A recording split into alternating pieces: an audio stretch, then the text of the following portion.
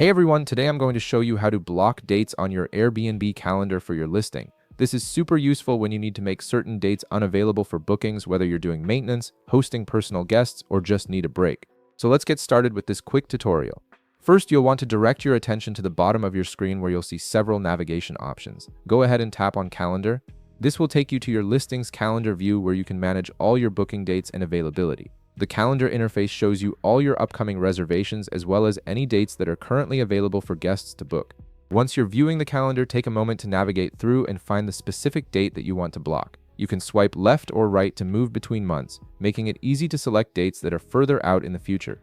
When you've located the date you want to make unavailable, simply tap on it to open up the date settings. This action will bring up a detailed view of that particular date. Now, after tapping the date, you'll see a screen showing the status of that day.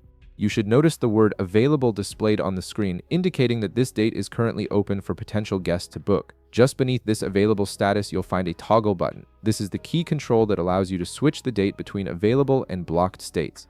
Go ahead and tap on this toggle button to change the status. Once you tap the toggle, you'll immediately see the available status change to an X symbol. This X indicates that the date is now blocked and cannot be booked by guests.